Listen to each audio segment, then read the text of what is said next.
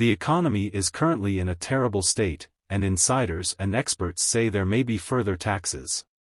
As usual, when you ask Kay a question, all you get back is stuttering lies and a bag of air.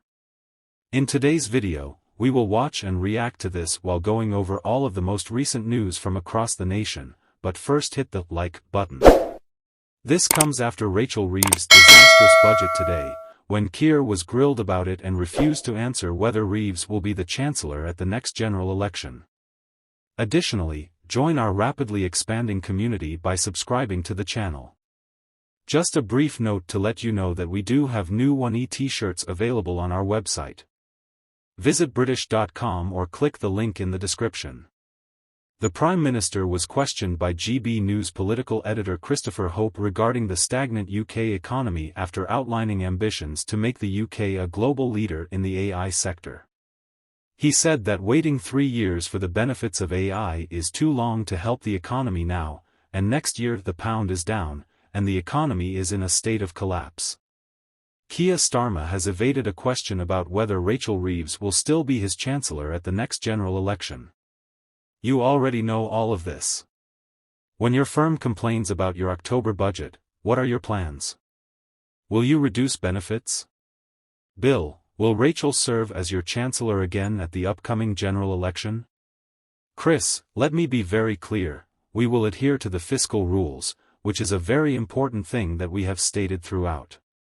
We established those rules very early in the day because we knew that economic stability had been lacking in recent years and we were determined to bring about that stability, which is why the fiscal rules are absolutely essential to our work. The changes we're making, whether it's industrial strategy, planning, energy, etc., all of these are intended to guarantee that we get the growth we require, as well as the reform we're implementing, and that's why I have complete faith in my team and our mission for growth.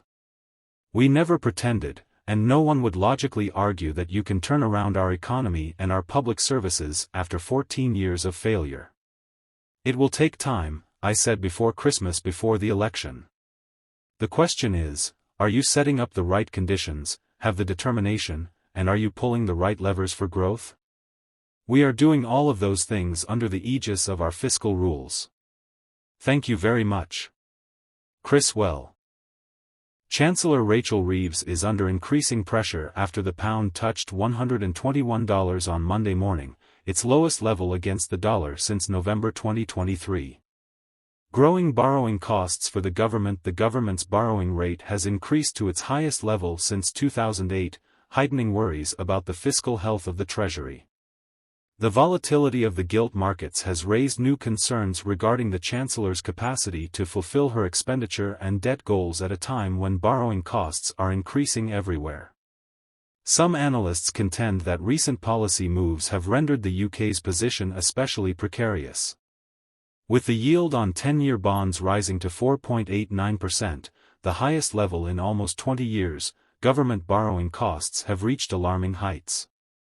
The impact continues as the 30-year gilt yield has increased even more to 5.5%, hitting levels seen in 27 years. Germany beyond the British shores, France, Italy and Spain are also going through as markets opened Monday morning. Emma Wall, head of platform investors at Harvey's Lansdowne, suggested that the UK's problems weren't just caused by external factors. She pointed to budgetary measures that might have exacerbated inflationary pressures in reaction to the market volatility. Rachel Reeves has promised to act in order to adhere to her financial guidelines.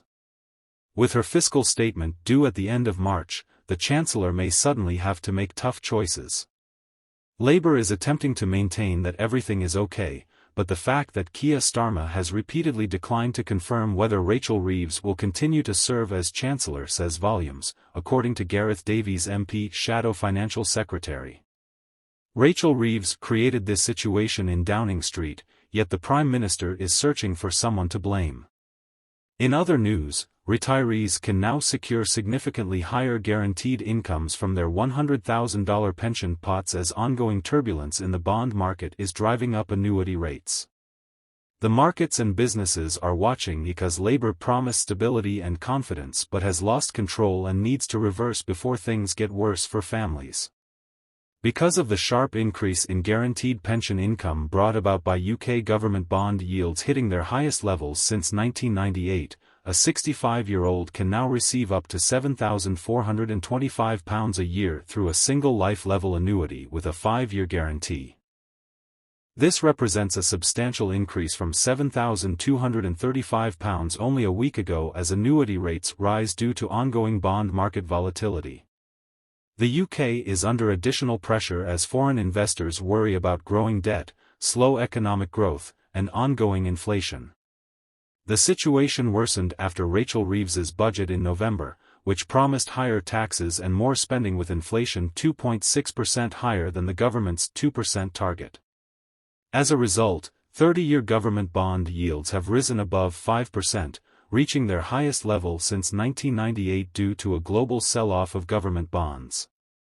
Since the Bank of England's target expectations for interest rate cuts have decreased, the government must provide greater yields to entice investors who might find better returns elsewhere. The market has already had a fantastic year, but the turmoil in the bond markets has caused annuity incomes to soar, according to Helen Morrissey, head of retirement analysis at Hargreaves Lansdown. The current rates represent a dramatic 48% increase from 3 years ago, when a £101,000 pension pot would have yielded just £503 annually. She added that more income rises could occur in the coming weeks, which could push incomes up to the highs we saw in the wake of the mini-budget. Annuities continue to offer excellent value, and we can anticipate that demand in them will only grow. The increase in gilt yields poses significant problems for the cost of borrowing for the government, potentially endangering the financial plans of Chancellor Rachel Reeves in her November budget. The Office for Budget Responsibility's updated forecasts in March will be crucial in determining whether Reeves can adhere to her fiscal rules. The pressure on government finances is increasing as higher gilt yields mean the Treasury must pay more to borrow money. Reeves set aside £9.9 billion to prevent overspending on borrowing, but recent market changes may have reduced this cushion to as little as £1 billion, according to Capital Economics. Despite the alluring rates, Morrissey cautions against buying an annuity because once purchased, it cannot be unwound and different providers offer varying rates. If you accept the first quote without researching the rest of the market, you might discover that you've made a costly error. She suggests using an annuity search engine to compare market rates before making decisions. If you haven't already, please like this video and subscribe to the channel for more.